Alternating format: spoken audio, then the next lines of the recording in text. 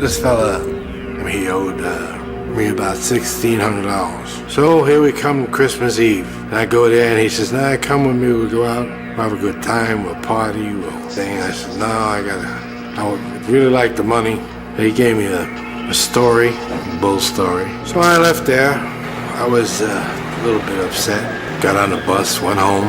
I was putting the toys together for the kids, and this thing was really bugging me. It was annoying me. It was just making my whole disposition bad. I went to the bar. They told me he just left and he was parked a couple blocks down in the parking lot. I saw his car, so I knocked on the door and he said, hey, how are you? Glad to see you. Come up, sit down. So I go walk around the passenger side, sit down. I said, look, I really need the money. You know, it's not right.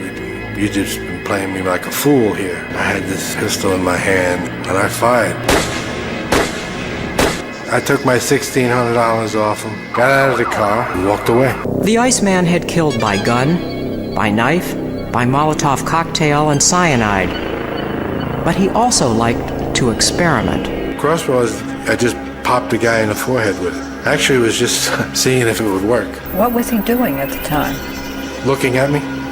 Well, was he sitting down, or were you standing over him? Or? No, he actually bent down to look in the car window like I was asking him directions. I didn't know the man.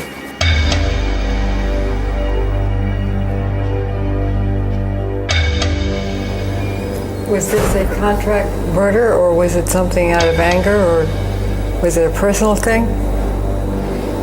Neither. What was it?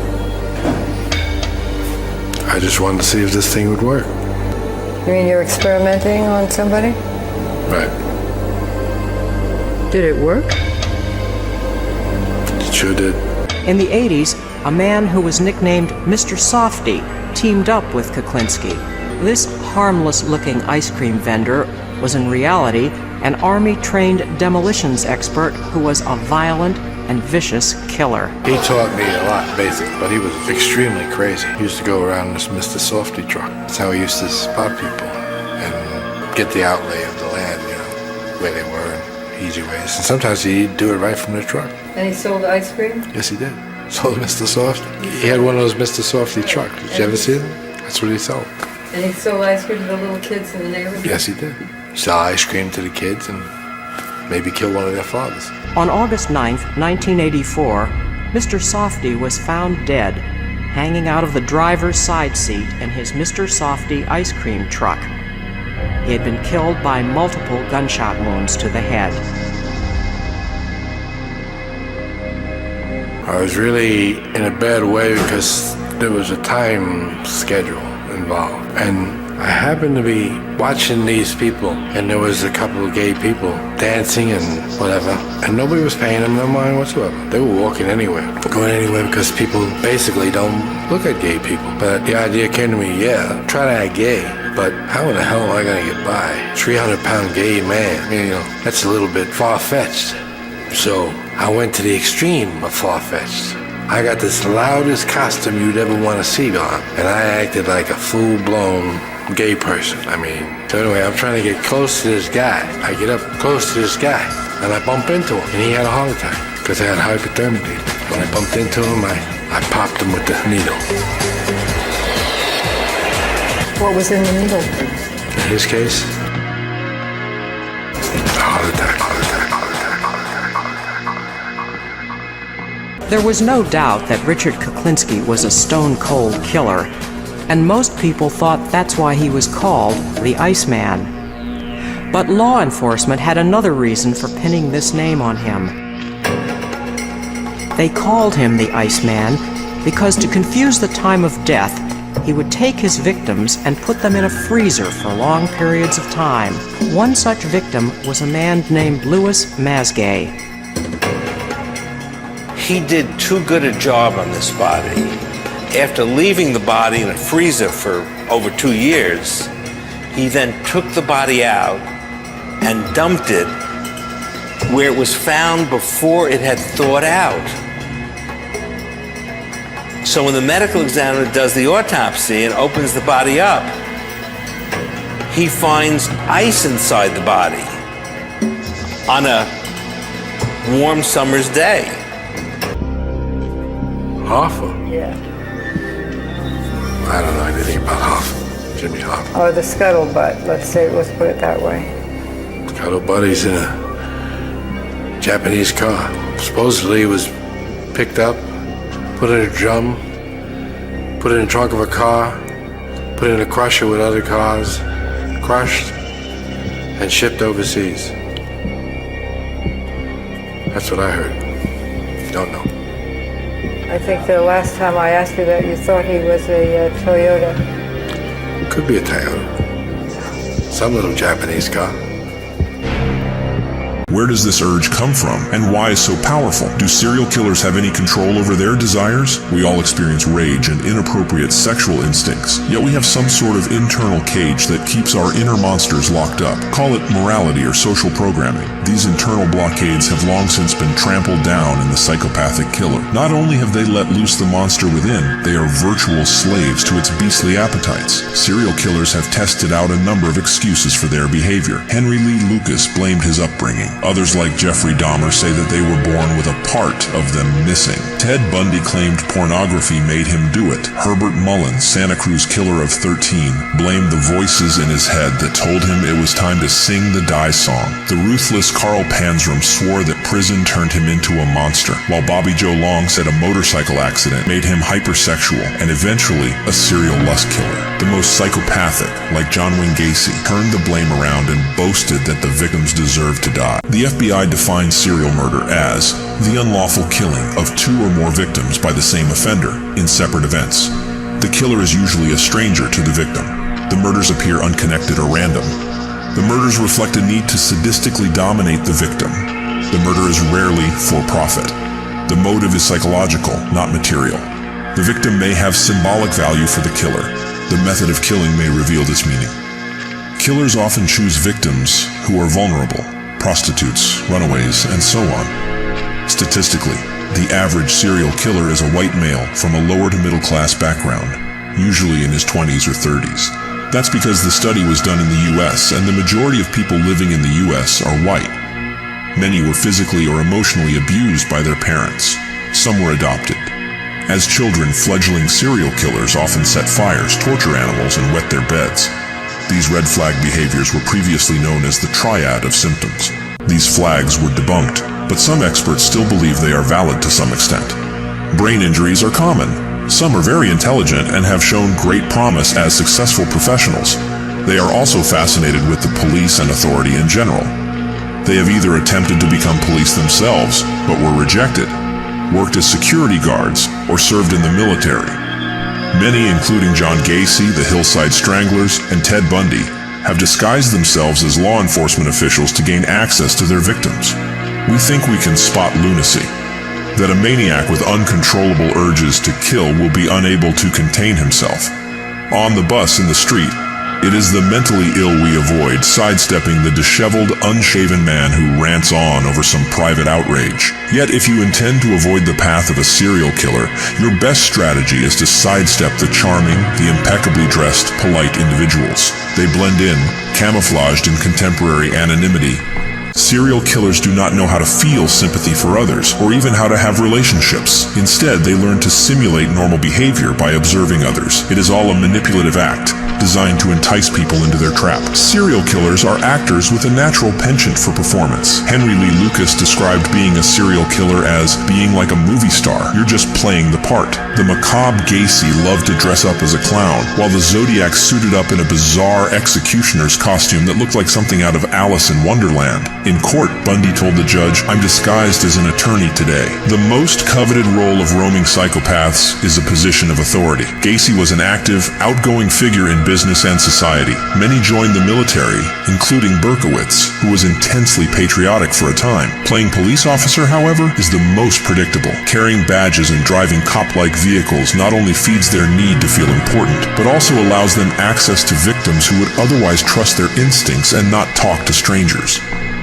I was putting my son to sleep, and like where our bedroom window is, you can hear a little bit of everything because the freeway is like right here. And through his window on Friday night, Lawrence Cardwell says he heard a screech and then a woman screaming. It was definitely like a high, it was like one of those it was gut-wrenching. It was gut-wrenching. That's when he says he went outside, saw bright police lights, and the woman's body near the 6th Street off-ramp of Highway 99. It was on the side, like in the grass right here. Modesto police say they were originally called to help CHP with a possible hit and run here. Investigators believe, rather, the woman had been assaulted and left on the road. She was transported to the hospital and did succumb to her injuries there. Police say 32-year-old Ruben Olvera from Ceres turned himself in on Saturday and is now being held without bail for homicide and domestic violence charges. Officials say Olvera knew the victim and they had been involved in a relationship. The man charged with killing 7 people in Half Moon Bay and critically injuring an 8th victim is admitting that he shot those victims. He was very calm. He also seemed a little bit anxious, more like he had questions about the procedure, the process, what happens in jail, what happens next in terms of the legal process. I did ask him about killing 7 people and shooting 8 on Monday, and he admitted that he did do it. And I asked him about why, and he did talk about that he felt that he had undergone years of bullying. He had lots of concerns, long work hours, overworked, and he brought those up, and he says those were not addressed. He is aware that he is in custody because of these murder charges.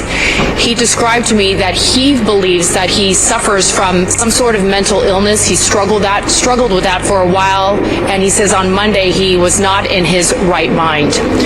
But now in this tiny street on Auburn, we have an AR-15 and another big heavy military gun firing at each other. Prosecutor Rod Norgard describing in court today the shootout between Luis Bracamontes, an illegal immigrant, and law enforcement in a 2014 shooting spree that spanned 2 different counties. Bracamontes is facing 2 murder counts for the killings of Sacramento Sheriff's Deputy Danny Oliver and Placer County Detective Michael Davis, whose body was recovered by his law enforcement partner. Bullets are going everywhere. This is a haywire scene, and Mike's not moving. And he flips him over, and it's nothing but blood. Bracamontes laughed, giggled, and smirked in court today. Judge Steve White had to clear the jury from the court after Bracamontes made this outburst. I will break out soon, and I will kill more. Public Defender Jeff Barber didn't deny Bracamontes' involvement in the shooting spree. Mr. Bracamontes is responsible for the deaths. Where did we meet? I used to be very active in the Mexican Chamber of Commerce. And we met one time when Nikita Jordan was in California. You ever worked with St. Paul's? I worked there. I did a series on television. I used to be a very good person at one time.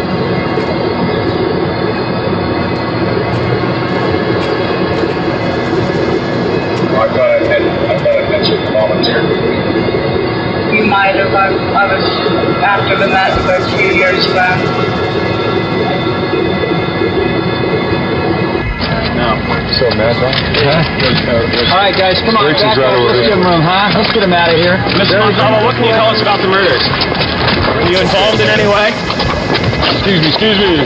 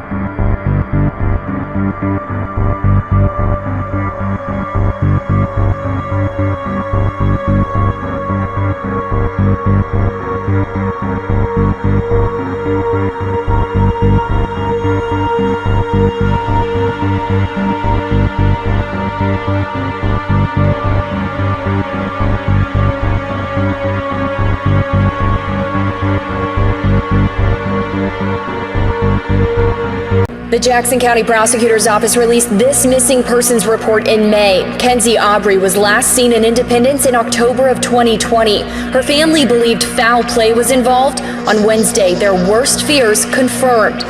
Investigators believe Aubrey was killed. Several agencies, including the FBI, found the 32-year-old's body buried on the side of this house in Grain Valley. Court records show the man who owns the home, 40-year-old Michael Hendricks, was indicted for child enticement and child sexual abuse in June.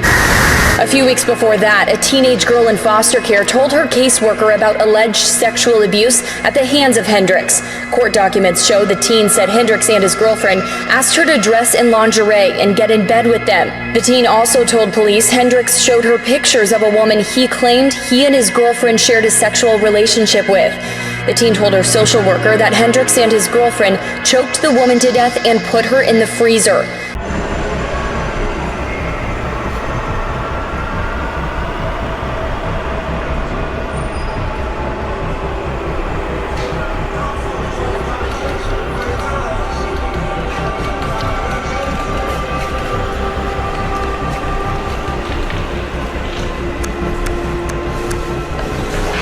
Say anything?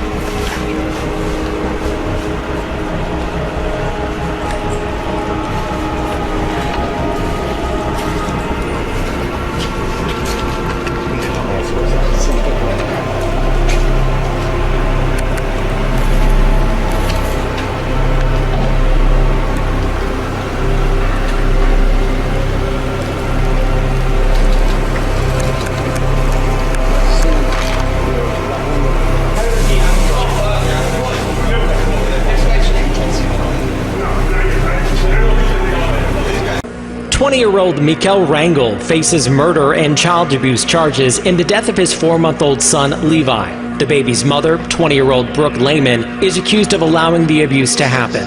The defendant admitted to squeezing the child. He admitted to becoming severely frustrated with the child. He admitted to shaking the child on multiple occasions. So the proof is evident and the presumption is great that this defendant committed murder. According to the coroner's office, Levi died September 16th of abusive head trauma. Levi suffered a near-fatal incident just the week before. Prosecutors said in court Lehman had plenty of warning. This and she wouldn't go help. She wouldn't intervene. She didn't do anything on behalf of this child, which is part of the reason why this child is dead. Attorneys for Rangel and Lehman said both have lived in Las Vegas their entire lives.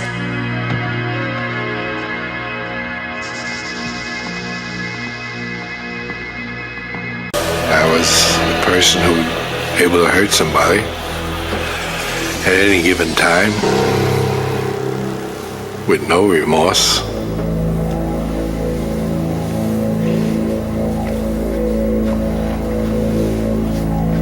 And who could do it over and over again without it bothering them.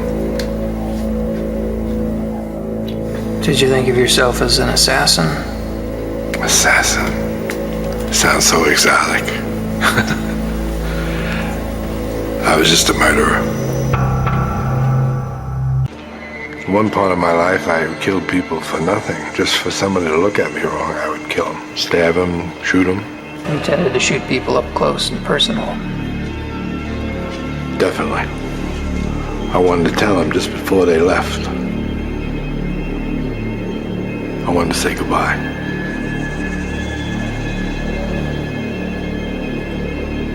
Did you like to look them in the eye? I wanted them looking straight at me. What did you want them to think as they died? Just see my pretty face. But the last thing they ever saw was me. I'd be looking in their eyes. I would see the blankness come over it. I'd watch them die. I just didn't shoot them and walk away. I saw the surprise, the shock, the blank. They're gone. And all I saw was my reflection. But that's it. Did you have a favorite place you'd like to shoot? Well, most of the time, if you're up close, you shoot him under the chin. Shot a guy one time in his Adam's apple. See how long it would take him to die.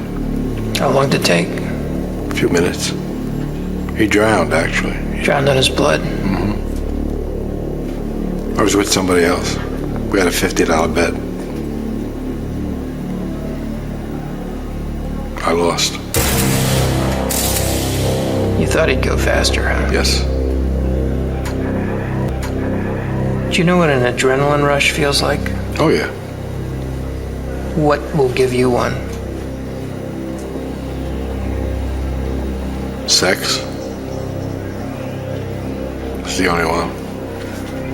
I don't really get anything from hitting anybody, hurting anybody, shooting anybody. It does nothing for me. The only thing that gives me pleasure is sex. Well, that's a different kind of pleasure than what an adrenaline rush It's the only pleasure I get. Yeah. If I were to beat somebody up, it would do nothing for me. If I knocked him down and stepped over him, that's why you see it doesn't bother me. I don't care to hurt anybody. It does nothing for me. Killing someone else. But you could never get a feeling out of it. I never got one, though. It was disappointing. If I knocked him down and stepped over him, that's why you see it doesn't bother me. I don't care to hurt anybody. It does nothing for me. Killing someone else. But you could never get a feeling out of it. I never got one, though. It was disappointing. That's when I figured I must be crazy. Because I figured someone should have some kind of a feeling. Something. Even at the age of 10, Richard Kuklinski was already showing signs of pathological behavior. How were you with animals at that age? Deadly. Cats, dogs? Cats, dogs. I used to tie 2 cats' tails together. I throw them over a clothesline and watch them rip each other apart. How long does it take? Not long. Did they both die? I don't know. I never stood around to see the final thing. I would say eventually they both died because they were both pretty well tore up. Gotta be noisy. It was quite noisy. What else would you do with cats? Well, we had the incinerator in the projects there. So I threw a cat in the incinerator. Then I threw a book of matches in there. And through the door, I watched the fire get bigger and bigger, and this cat was running around, trying to get away. Eventually, the fire got too big for him, and he didn't run anymore.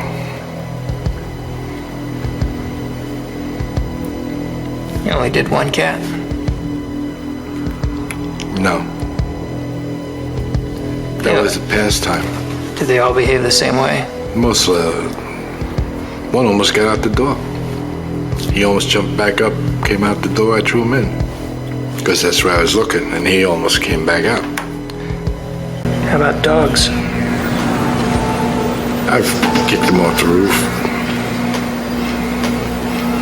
Tied them to a back of a bus. Then they'd just be dragged once they got tired. Never saw the end of those things, so just did it. Do you remember any feelings associated with it? I don't think so. Might get maybe a little excitement. Most of the time, though, after that, I felt disgust that I did it. Because I didn't really do anything that took any kind of a challenge. I just did it on some kind of helpless nothing. They couldn't stand up to me anyway. And you'd be alone when you did this? Yes. I took a guy down one time, just following him around. He was with a few people. As they went to the bar, this person decided he couldn't wait to get inside to urinate. He never did. Everybody else went in. He stayed outside to urinate. He urinated. He went comfortably anyway. He had an empty bladder. But I actually strangled him. From behind, I assume? Definitely. I actually did it in a way that's maybe this is original. And maybe not, I don't know. But I put the rope around his neck, twisted it, and threw him over my shoulder and held him there. So actually, I was the tree hanging him. Yeah. And he eventually just stopped kicking. Now, what had this guy done to you? I didn't like him. He just made me mad, some reason or other. For me to track him and wait for him, I was mad at him for something. I was away from home. I had no backing. I had no problem. I only had one weapon, which was in the trunk, which was a .357 with a hair trigger. So I stopped the car and got out, opened the trunk. I had the release went in the trunk and took the .357 and just stood there.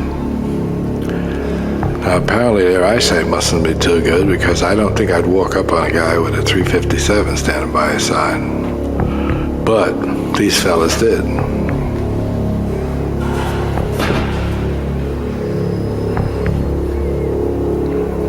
Foolish mistake. They all died.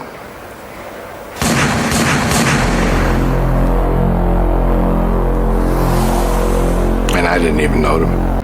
Because when I had come to that point, and that point, that is the last point they come to. I don't back off once I go forward. Once I go forward and I take a gun, I do not back off. You almost made me mad. I know. What made you mad about that? I don't know, but you almost did. Can you figure out what it is? No. Try to look at it. Look at what made you mad there. I don't know. I think it must have been something you said. Yeah. Obviously, but I don't know what it was. Could it be that I was challenging you and it sounded judgmental? Could be. Did you feel I was criticizing you? Yes. Is that what did it? I think so. I think that's the part that did it. Who used to criticize you the most? Of course, my father. Yeah. He gave me a picture of him and a description of what he does and what he generally does and where he goes. So I went to the area where they said he might be, and I saw somebody who looked like him. He had a knack for smoking, and they told me he smoked big cigars, Churchill cigars or something. So I pulled up alongside of him. At the time I was riding a motorcycle, and I just said, are they Cuban? Looks like a good cigar. He said, fuck you. And when he said, fuck you, he looked my way, and I got a clear shot of his face. I said, nah, don't fuck me, fuck you. And I just took this weapon out and blew his head off. It just disintegrated his, like you see a pumpkin get hit with a shotgun or something, they just spread out. By the late 60s, the Iceman had become one of the mob's most efficient contract killers. His most brutal murders took place at the Gemini Lounge in Brooklyn, a favorite hangout for the mafia. Dismembering bodies, did that turn your stomach? I don't think so. I remember having pizza one day while we were doing something like that. Pizza in one hand, chainsaw in the other? I didn't like chainsaws. That's another fable that they've come up with, that I use chainsaws on. See, chainsaws are messy. Yep. All you get is all over me I have these little pieces of meat. Now that's a pain in the neck if I use chainsaws. Now would I want to ruin a good shirt with a chainsaw? That would be downright stupid. And I definitely have the wrong. I don't think I could walk around with bits of meat hanging off me or bits and pieces of somebody's body hanging off me. I would probably smell a little bit bad also at that point. So what's a better way to dismember Just a a body? knife, a butcher knife, you cut it around the bone and a little slice here, a little slice there, and wrap it, ship it.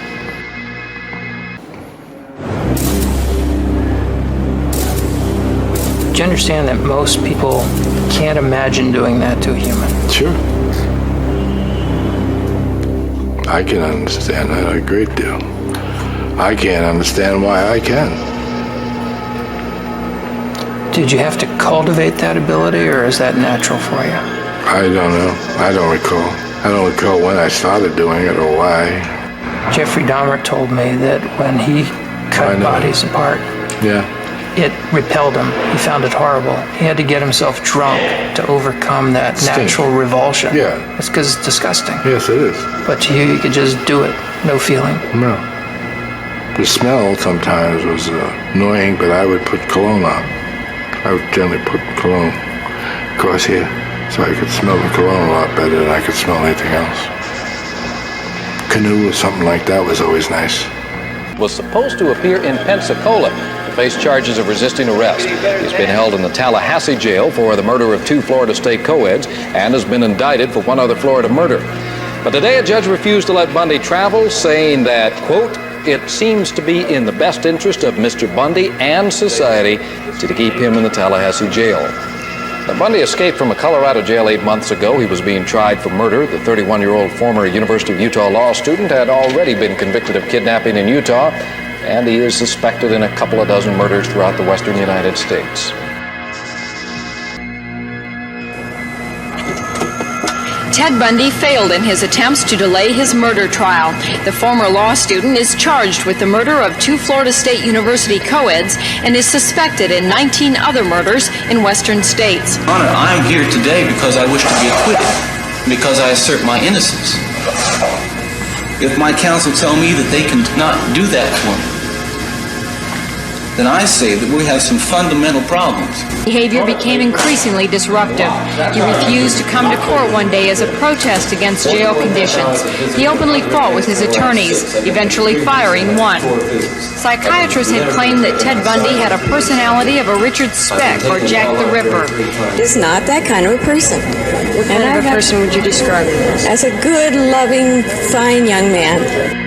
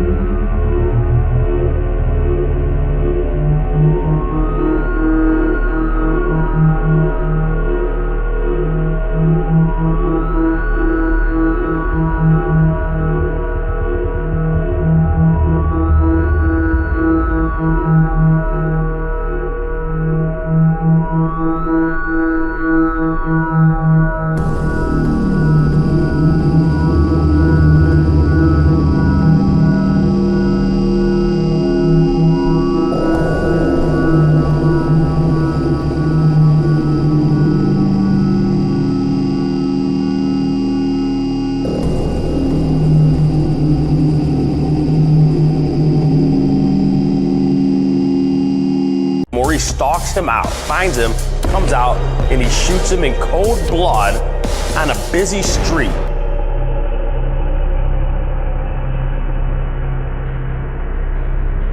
Victim probably didn't see this coming at all. 15, 20 minutes earlier, they're hanging out together at a club. It was the early hours of July 5th when a group of friends left this club on 8 Mile. May have been an argument in a parking lot, may have been some words exchanged between the victim and Maurice Stewart. Ultimately, around 15 minutes later, you see the victim walking down the street. Police say that video identified Maurice Stewart as the killer, a man no stranger to law enforcement. Stewart is, not only he's a killer, he's a smart killer. Maurice Stewart is 40 years old, he's 5'10", 200 pounds, and should be considered armed and dangerous. Somebody else is gonna get hurt. He will kill again. We need to find this guy. How many people have you killed? All right, approximate guess.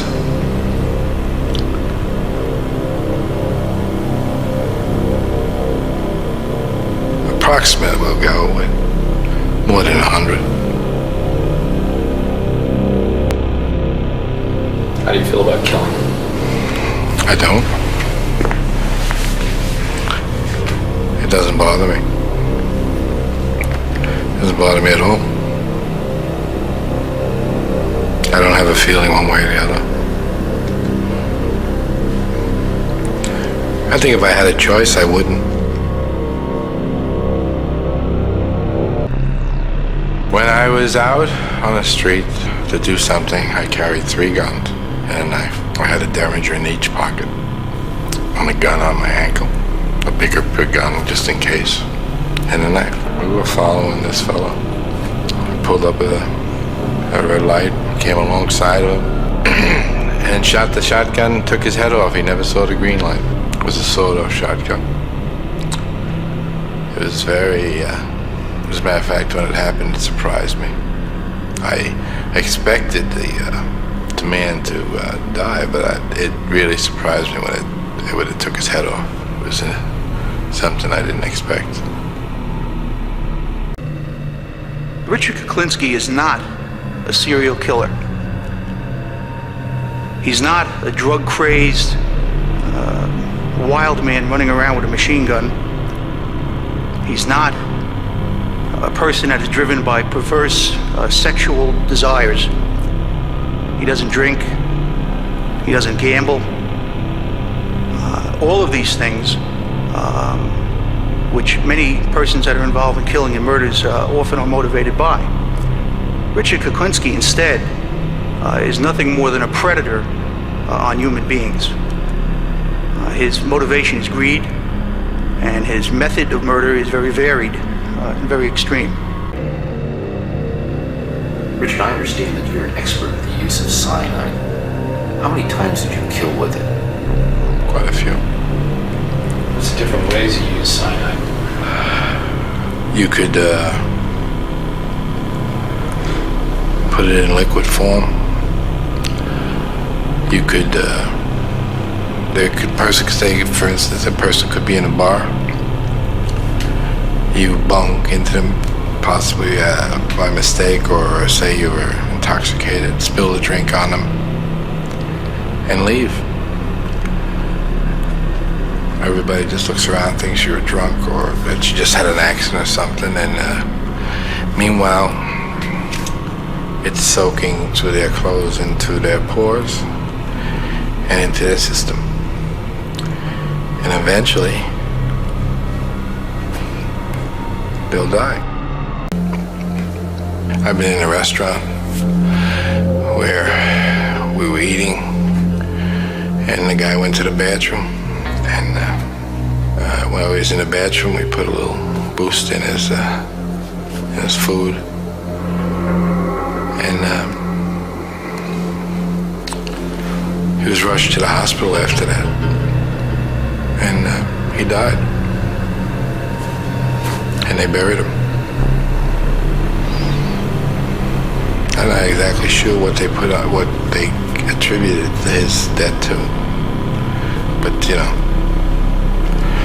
it wasn't homicide. Somewhere, and I don't know where, he picked up on cyanide poisoning as being a good way, a good, quick way to kill somebody. It's such a good way to kill somebody that that's the gas that's used in gas chambers. Nothing haunts me. No murders haunt me. Nothing. I don't think about it. That's why it's hard for me to tell you. In order for me to be able to tell you when something happened, I'd have to think about when. If I think about it, it would wind up hurting me. So I don't think about it. If I had a choice, and of course you has already said to me, we all have choices. Maybe we do. At the time I didn't seem to have one. But if I could have, I would like to be different than what I am. I would have liked to have been different than what I was, yes. It would be better. It would have been better for me. I would have liked to have had a better outlook on life.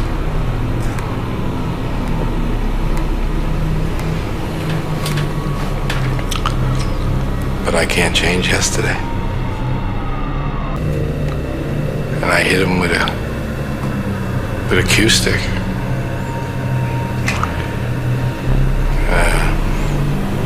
A few too many times. And he died. How'd you feel after when you found out he had died?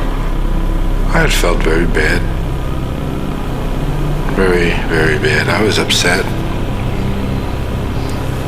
I didn't mean to do it, actually. But surprisingly, I felt sadness, and after a while, I felt something else. I didn't feel sad. I was sad along with some sort of a rush that I had control. And if you mess with me, I guess if you mess with me,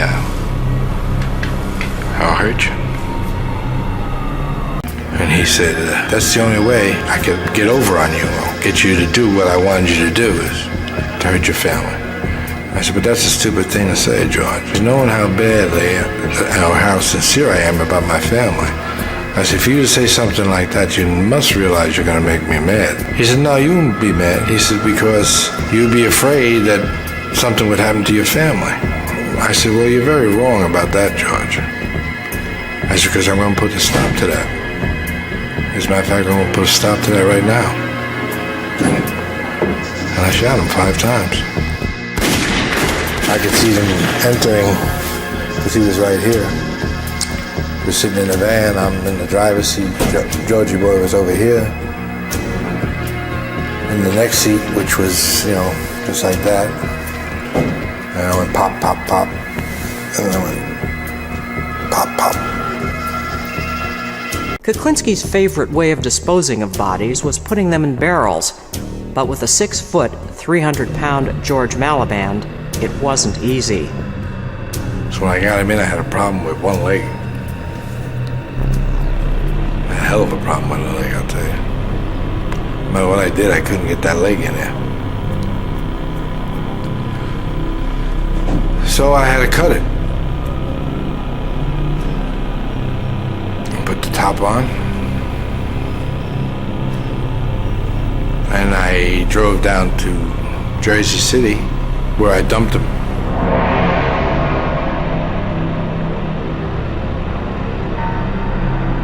The next morning, a passerby noticed a dented steel drum turned over on its side. When he walked over to get a closer look, he saw a pair of legs, one of them bloody and hacked.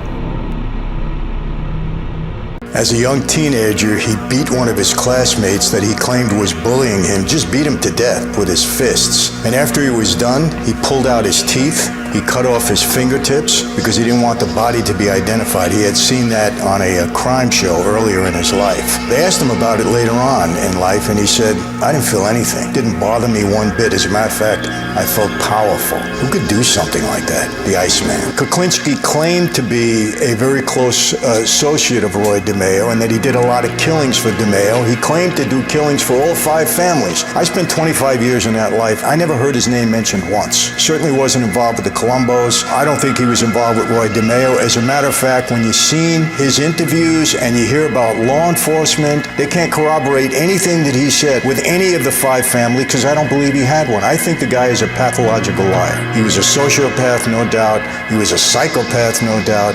And I think he was a pathological liar. He did 2 HBO documentaries after that and spoke about things. You got to watch him. You got to see how he reacted, how he talked. He himself, while he was in prison, never getting out, he did these 2 documentaries. The guy wanted a lot of attention on him at the time. You could certainly tell. But pathological liar, because like I said, they couldn't corroborate. Law enforcement couldn't corroborate things. He claimed he had killed maybe 100 people, maybe as many as 200 people. You know, the Attorney General, I believe, in New Jersey did a very thorough investigation and couldn't corroborate any of those killings. He said maybe the guy did 15. Now that's bad enough. He said, but he couldn't corroborate any of the others that he talked about. And the same from law enforcement all over the country. The guy made a lot of things up. Who knows why? Who knows what makes a sociopath and a psychopath become a pathological liar and do the things that he did. This guy lived a brutal childhood. His father was just a bad guy. His father beat his younger brother, he beat Kuklinski's younger brother to death. Beat him to death in front of Kuklinski and the rest of the family. Beat him to death, and then made up some story that he fell down the stairs, and the whole family went along with it because they were afraid of him, and he got away with the murder. And he used to beat Kuklinski all the time. He would beat the mother all the time. He beat all of the kids all of the time. Kuklinski hated him, hated his father. And you wonder, you know, what kind of an impact and an influence did his father have on this kid for the rest of his life? He called his mother a cancer. Hated his mother too. Called her a cancer because I guess she never did anything to stop the father from the beatings that they had to go through. Obviously, people, you're a product of your environment in many ways. Now, you can lay the blame on his parents for the things that he did later on, the killings that he did, that he said he felt no remorse, he felt nothing.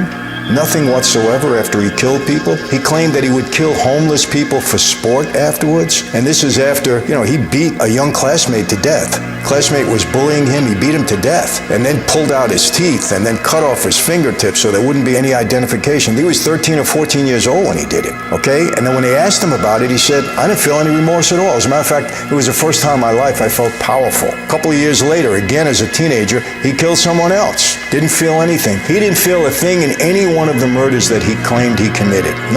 Nothing whatsoever. Is he really a product of his environment?